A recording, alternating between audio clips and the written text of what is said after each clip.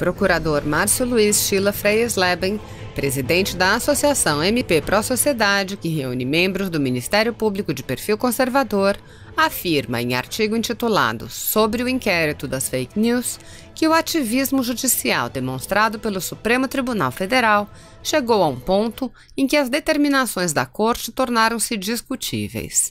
Analisando o chamado inquérito de Toffoli, o procurador questiona: se o Supremo Tribunal Federal não cumpre a letra da Constituição, por que diabos precisamos cumprir as suas decisões, máxime quando desrespeitam tudo aquilo que constitui a base de nossa estrutura estatal, a separação e independência dos poderes? Ouça o texto do procurador Márcio Luiz Schiller Freies-Leben. Sou do tempo em que ordem judicial deveria ser cumprida e não discutida. Sou do tempo em que decisão judicial era lei. Mas eu também sou do tempo em que o juiz julgava a partir da lei. O juiz era o intérprete e o aplicador fiel da lei vigente no país. A justiça e a equidade da norma legal eram cuidadosamente sopesadas a partir dos ensinamentos doutrinários. Os princípios hermenêuticos, brilhantemente ensinados em obras de autores como Carlos Maximiliano e Eduardo Spínola, eram verdadeiros mananciais nos quais o juiz, na sua solitária e penosa função de julgar, ia buscar a melhor de todas as justiças, dar a cada um o que lhe é devido. O direito era a arte do bom e do equitativo. Em tempos recentes, no entanto, esse cenário mudou radicalmente. O Judiciário, a partir da Suprema Corte, deitou às urtigas 2000 anos de cultura jurídica para começar a introduzir no universo jurídico pátrio uma compreensão absolutamente inédita. Com base em um pressuposto que deita raízes em Auguste Comte, com elementos da pós-modernidade, em especial o desconstrucionismo de Derrida e a sociologia de Foucault, o Supremo arvorou-se não apenas em defensor da Constituição, mas também em seu livre intérprete, para impingir a toda a nação que a Constituição diz o que o Supremo diz que a Constituição diz. São os juízes constituintes. Na base dessa nova postura está o chamado ativismo, tão em voga no Supremo, que desgraçadamente virou moda e gerou uma miopia jurídica a partir da qual o ordenamento jurídico perdeu todos os parâmetros legais até então considerados. As vivandeiras do politicamente correto assentaram praça nas searas da justiça brasileira, ensejando o surgimento da mais inquietante geração de juristas ativistas. No entender de nossa Suprema Corte, não há preceito constitucional que não sirva aos propósitos da justiça social.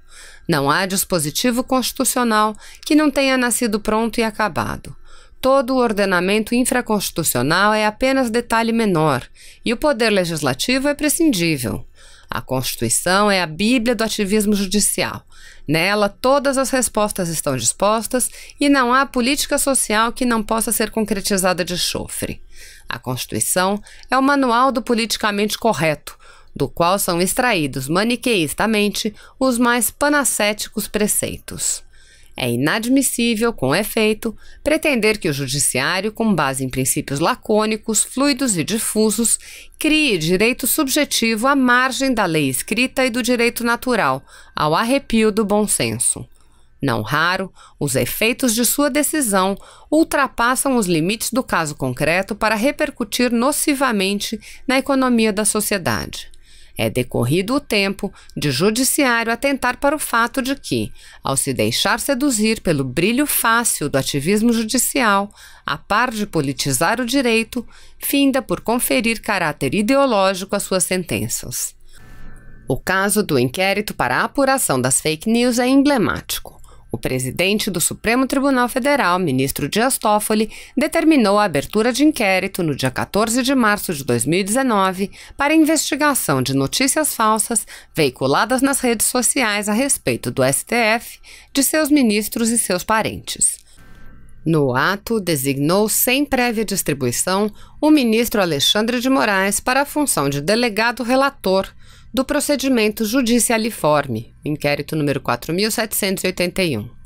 A iniciativa do senhor presidente baseou-se no fato de que as notícias seriam fraudulentas, caluniosas, difamantes, injuriantes e ameaçadoras, que atingiriam a honorabilidade e a segurança daquela instituição, dos seus membros e seus familiares.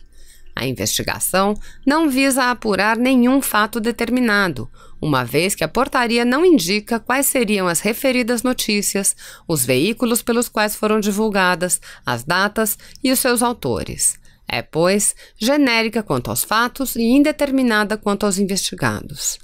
O ministro Toffoli fundamentou sua portaria em dispositivo do regimento do STF. De início, salta aos olhos a sua inconstitucionalidade. O regimento, que é ato normativo expedido pelo próprio tribunal e não do Poder Legislativo, conferiu o poder de polícia judiciária ao Poder Judiciário e, ao mesmo tempo, usurpou as atribuições constitucionais das polícias civil e federal.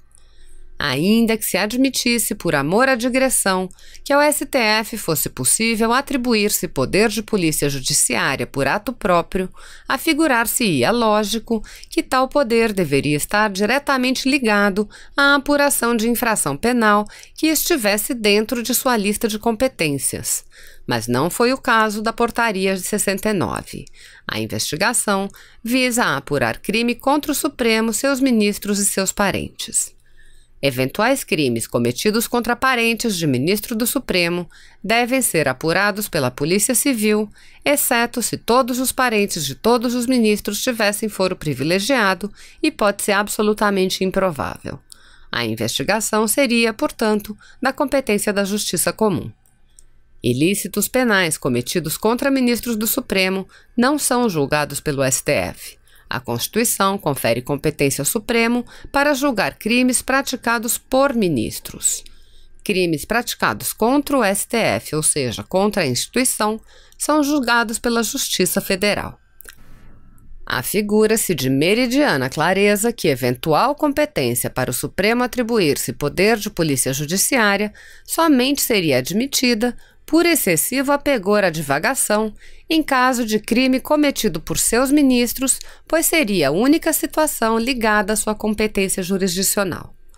O ministro Alexandre de Moraes, como guardião da Constituição e constitucionalista de escola, não poderia jamais ignorar a ilegalidade da função que lhe foi atribuída, muito menos desempenhá-la e determinar-se a partir dela para incidir em flagrante abuso de autoridade. Esse sim, crime da alçada do STF.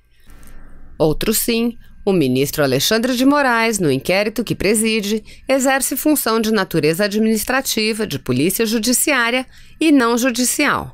Não tem, portanto, competência para expedir mandado de busca e apreensão nem de quebra de sigilo. Como presidente de inquérito, ele precisa requerer os mandados a um juiz competente. No caso, o juiz competente não é o STF, porque a competência daquela corte é só para julgar crimes praticados por ministros e não contra ministros e muito menos contra seus parentes. Sendo assim, parece-me extremamente natural que, ao desertar de seu posto constitucional originário para invadir o terreno das atribuições dos demais poderes, o Supremo Tribunal Federal tenha perdido completamente a autoridade de exigir que suas decisões sejam respeitadas como leis. Ao arvorar-se detentor do poder de ditar normas a seu alvedrio, ao invés de ser o guardião das leis vigentes, o Supremo desnatura-se, indo como o sapateiro que foi além das sandálias. Ao assim proceder, torna caduco de inhapa o velho adágio de que sentença judicial deve ser cumprida e não discutida. Com o desvio de função, vem também o desvio de perspectiva para admitir que as sentenças judiciais, quando imbuídas de nítido caráter político-ideológico, agora também possam ser discutidas. Se o Supremo Tribunal Federal não cumpre a letra da Constituição, por que diabos precisamos cumprir as suas decisões, máxime quando desrespeitam tudo aquilo que constitui a base de nossa estrutura estatal, a separação e independência dos poderes? A Revolução Cultural no Brasil encontrou o caminho do judiciário. Não se trata apenas de uma questão de simples ilegitimidade. O que está em jogo é o próprio Estado de Direito, pois caminhamos para a ditadura do judiciário. Isso é usurpação de poderes constitucionais. Já é passada a hora de dizer aos senhores ministros: ne sutor ultra crepidam.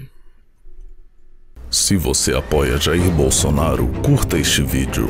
Manifeste a sua opinião e compartilhe para que a vontade do povo brasileiro seja conhecida. Inscreva-se no canal para ter acesso gratuito ao nosso conteúdo. Uma produção Folha Política.